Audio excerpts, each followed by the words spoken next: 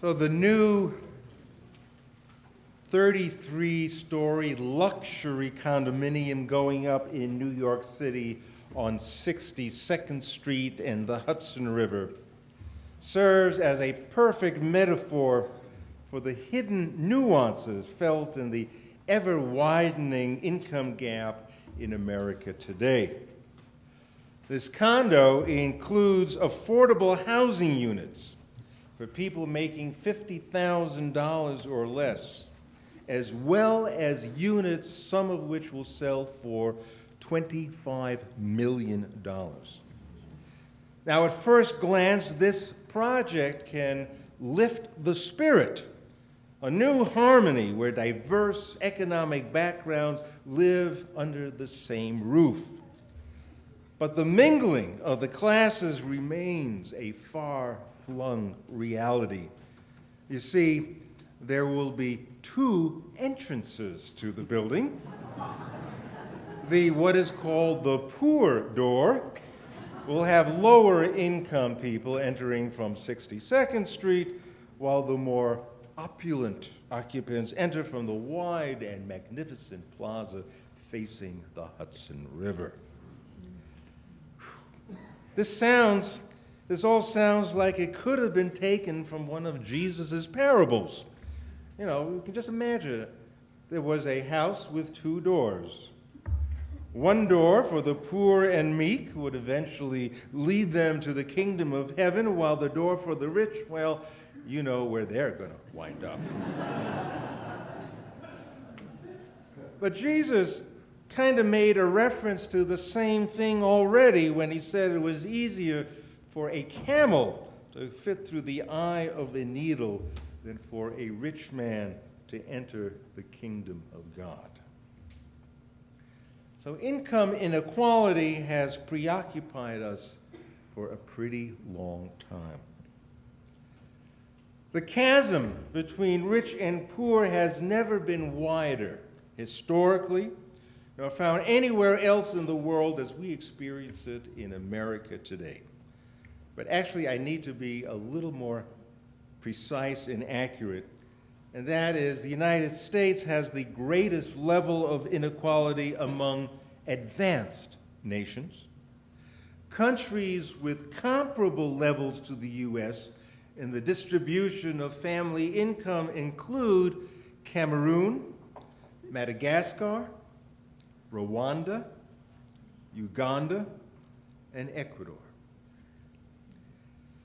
The top 5% of families in the U.S. as a whole have seen their real income increase 81% since 1979. And over the same period, the lowest income, consisting of 20% of the population, experienced a decline in their real income of 1%. The chief executive officers at the top 15 U.S. companies received wages 520 times greater than that of the average worker, with no evidence of a proportionate increase in productivity. These kinds of numbers really exceed my comprehension. So perhaps to kind of get a handle on this and to place it in its starkest terms, we need to know that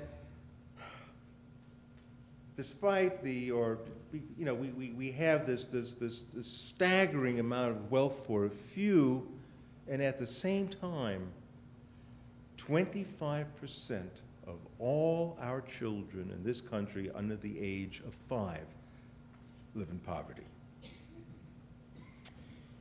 The income divide has been especially nefarious of late. Wealth has become too easily translated into political power and privilege, as well as illuminating a horrific inequality in our justice system. Corporate interests are undermining federal regulations, even when those regulations have done so much to protect and improve our environment, our safety, our health, and the economy itself. wealth holders have the ability to keep their after-tax rate of return high by manipulating the political system to where the rich design the rules by which we are all forced to play. Economic inequality is indistinguishable from political inequality. Corporate welfare increases as we curtail welfare for the poor. Congress maintains subsidies for rich farmers as we cut back on nutritional support for the needy. Drug companies have been given hundreds of billions of dollars as we limit Medicaid benefits. Joseph Stiglitz, writing for the New York Times, a series on economic inequality in honor of the 50th anniversary of Johnson's War on Poverty. Stiglitz wrote, even before the revelations of Ferguson, Missouri, he says, "Our divisions are deep.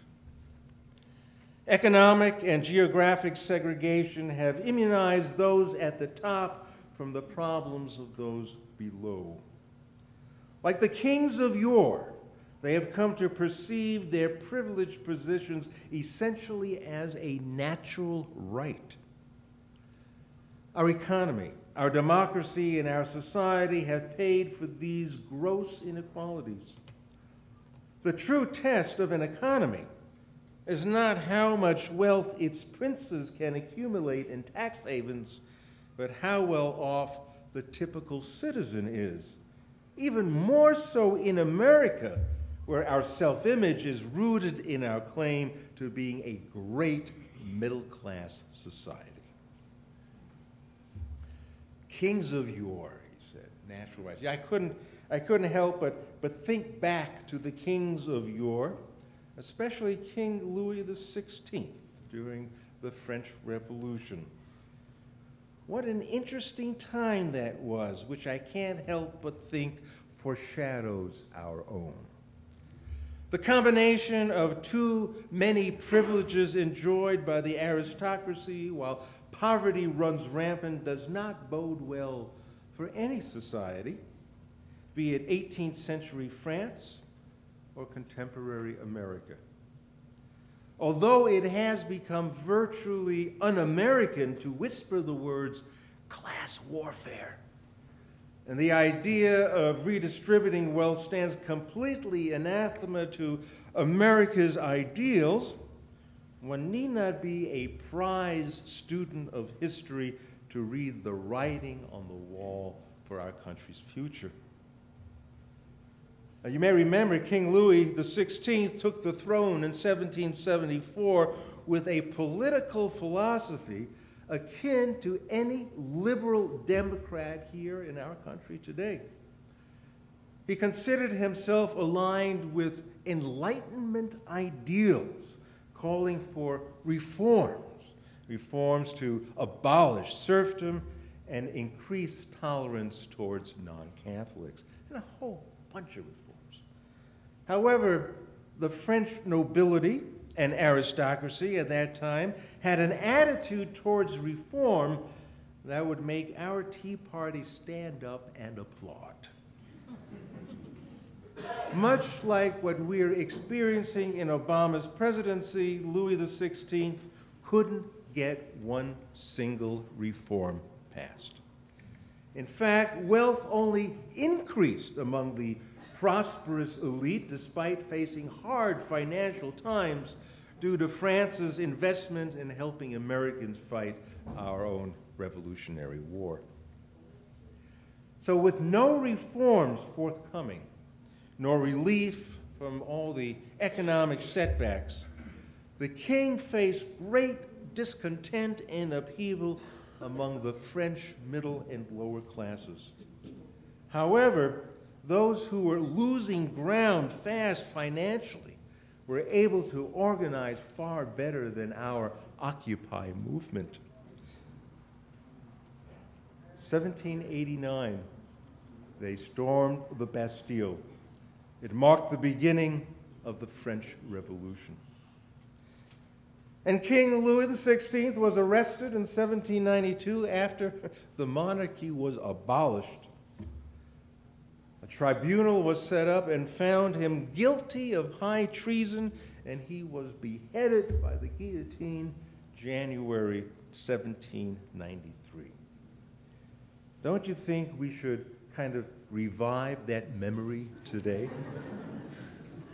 Show the political and economic circumstances that led to an unavoidable class warfare and the collapse of the whole society and the downfall of the elite.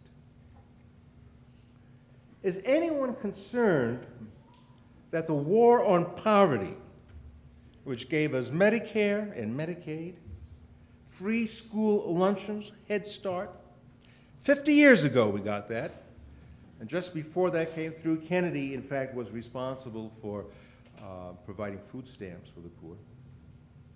Is anyone remotely alarmed that too many privileges are being enjoyed today by a very slim percentage of our population, as the so-called entitlement programs of the Great Society are shredded to the point of ineffectiveness?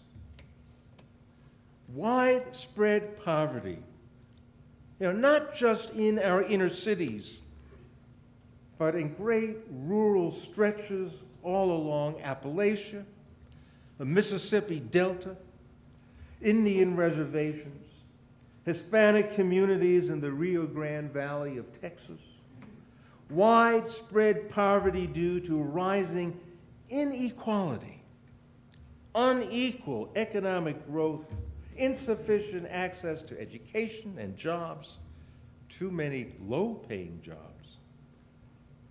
Yet increasing the minimum wage seems tantamount to the ruin of the American economy.